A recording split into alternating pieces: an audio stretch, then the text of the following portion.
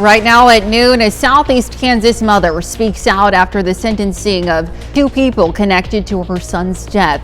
We'll see how she's fighting to prevent other families from experiencing the same heartbreak. And we have thunderstorms today, but rain continues through Thursday. I'll have those details coming up. Plus, community members in Quapaw unite to support families of missing or murdered Indigenous persons. The 4 states' most watched news starts now. This is KOAM News at noon. I'm Elise Noe. New at noon today, an Oklahoma man enters a guilty plea for his role in a double fatal motorcycle crash. Colton Goddard of Welch, Oklahoma, pled guilty to fleeing on a motorcycle, creating a substantial risk of serious injury or death in court yesterday. Jasper County Prosecutor's Office originally filed charges of felony resisting arrest by fleeing, creating a substantial risk of serious injury or death to any person operating a vehicle in a careless and imprudent manner. Now, as part of the plea agreement, the operating a vehicle careless or in an imprudent manner charge was dismissed. Now, the judge sentenced Goddard to suspended imposition of sentence and probation for 5 years. Well, this comes after an incident in September 2023. An officer with the Joplin Police Department attempted to conduct a traffic stop on 2 motorcycles for careless driving. Now, according to police, the officer was able to get behind them at a red light, but the motorcycles fled from the officer. After a few minutes later, Joplin Police says dispatch received a report of a crash near 403 North Main Street involving multiple motorcycles. 2 motorcyclists, Taryn Morris, age 20 of Miami, and Mark A. McGowan of age 60 of Joplin, died at the scene. Goddard was arrested that night. Now let's check in with meteorologist Lindsay Gaffney.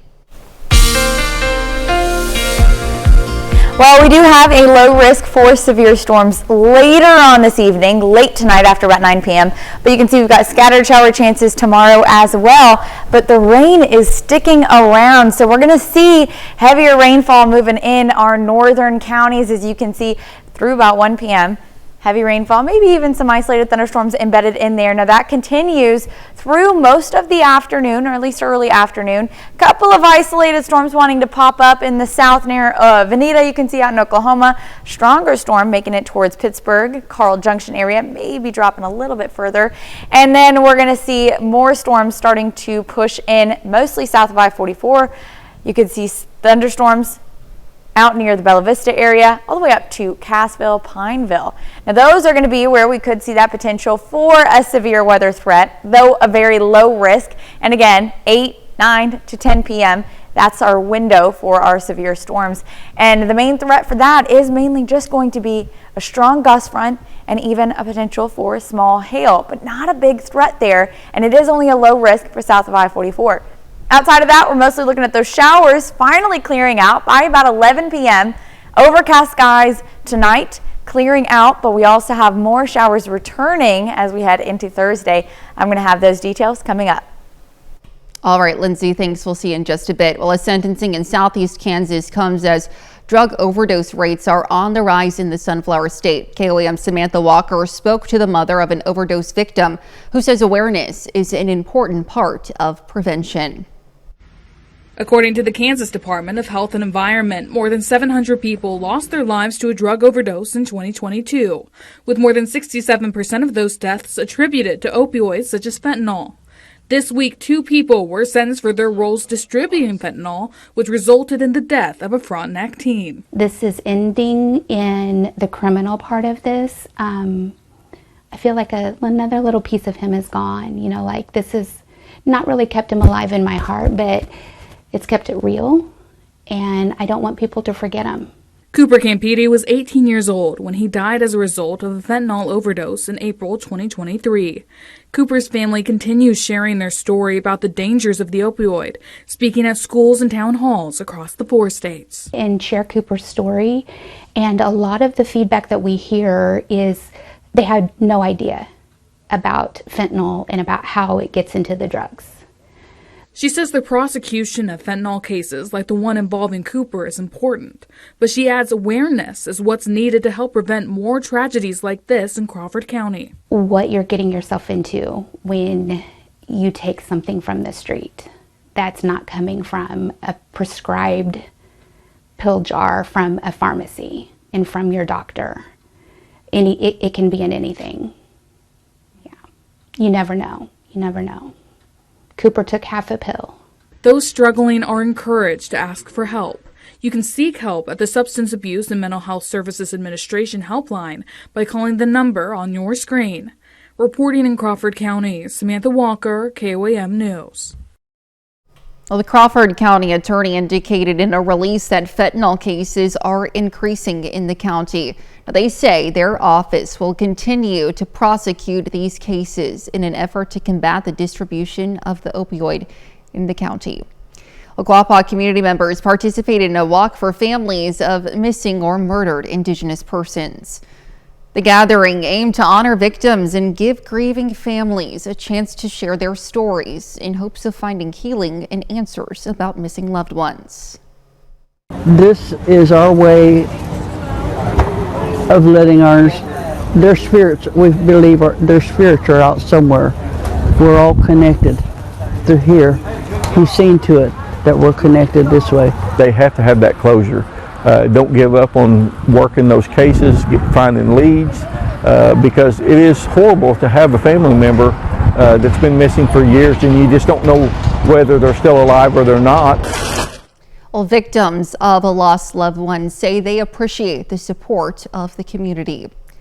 Well, road work is underway along K7 south of Girard to US 400, causing minor delays for drivers. Now, the project includes a mill and overlay to repair damaged sections and extend the life of the highway. Now, flaggers and a pilot car are guiding one-lane traffic through the zone with expected delays under 15 minutes. They look at surface conditions. These were really before a lot of the potholes appeared, but they took core samples and then they realized that there was a weak layer. Normally you'd mill an 1.5 inches out, but there was a weak layer that they needed to go a 3-inch mill to get to sound surface.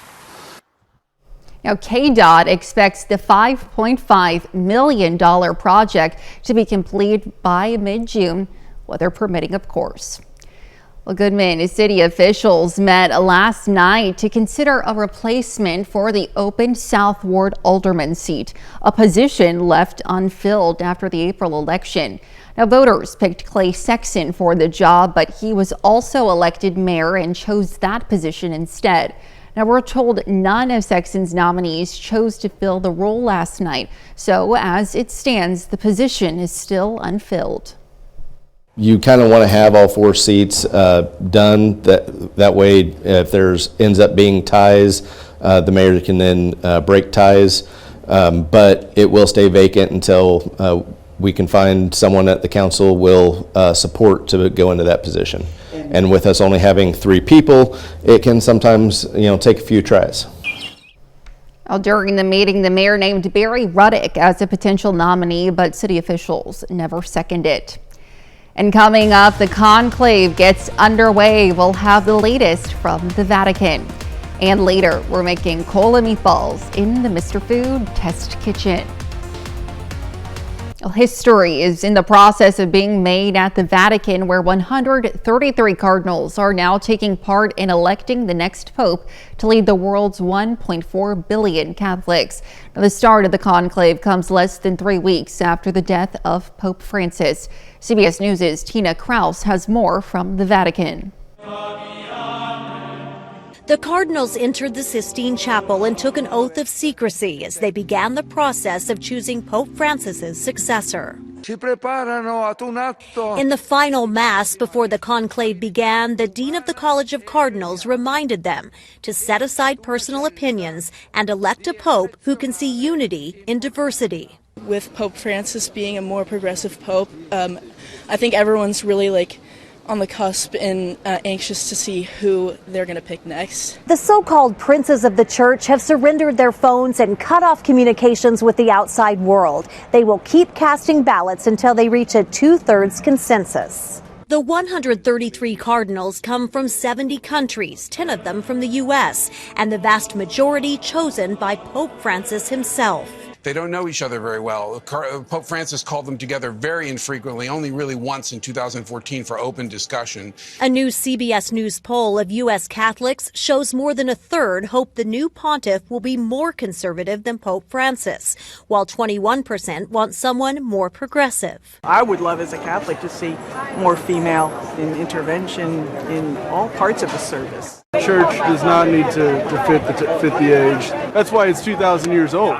Crowds are watching for smoke signals from the temporary chimney on the roof of the Sistine Chapel. Black means no decision. White smoke means a new pope and a new path for the world's 1.4 billion Catholics. Tina Kraus, CBS News, the Vatican. Pope Francis was elected on the 5th ballot in 2013. Pope John Paul II needed 8 rounds of voting. And still to come on KOAM News at noon, Mr. Food. We're taking an everyday soft drink and using it in a whole new way. Any ideas? Couple more days of rainy weather, but clear skies for the weekend. I'm going to have those details right after this.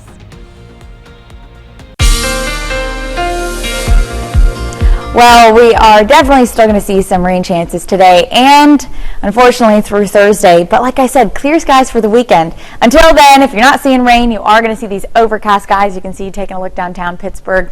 Overcast, it's gloomy weather today, really dreary out there. And then we have that marginal risk for severe weather, mainly south of us.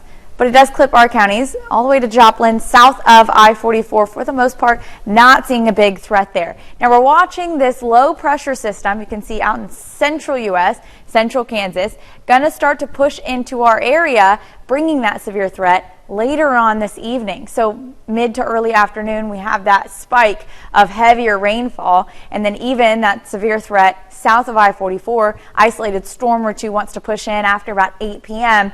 and then it starts to die down for the overnight hours. However, we do have more rain continuing. Now taking a look, all right, we're going to have these showers continuing to push up to the north, mainly maybe just some thunderstorms, but mainly heavy rainfall.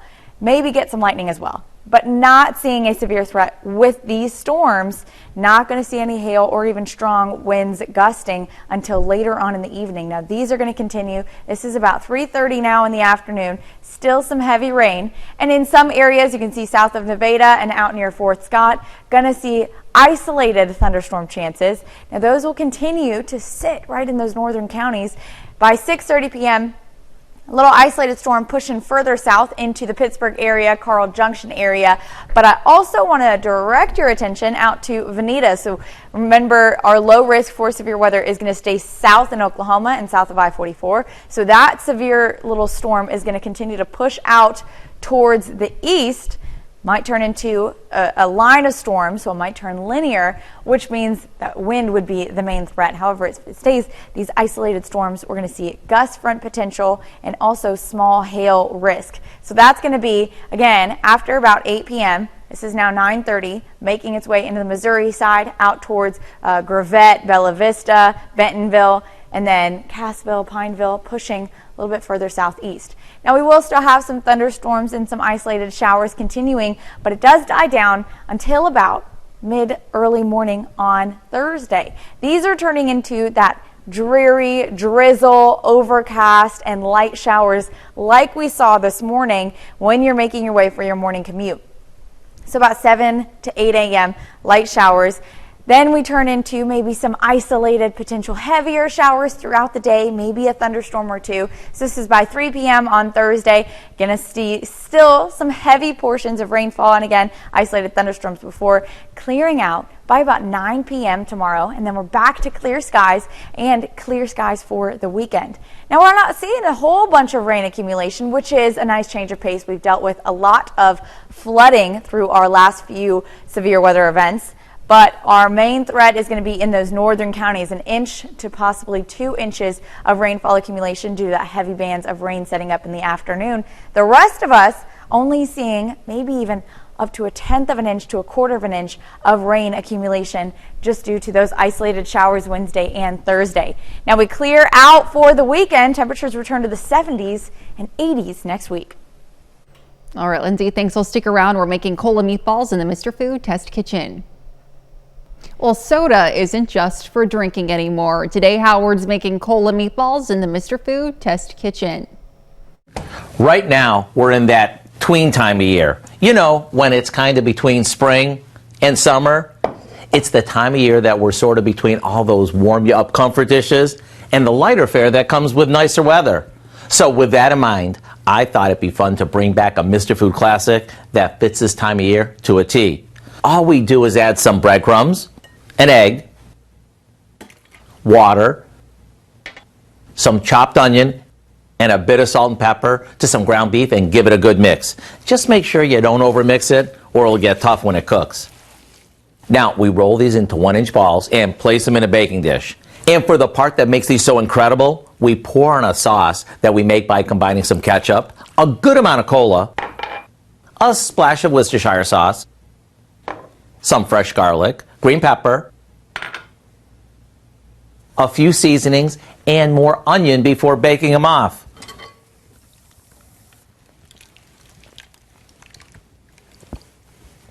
Once they're bubbling hot and cooked through, they're done. Maybe serve these over some curly noodles and dinner is done. I really do hope you'll go online and get the recipe for our cola meatballs so you can be armed with a recipe that is perfect now or really any time of year. I'm Howard in the Mr. Food Test Kitchen, where today we found a classic way for you to say, ooh, it's so good. You can find the recipe on KOAMnewsnow.com. Now here's a look at the 4-state market prices.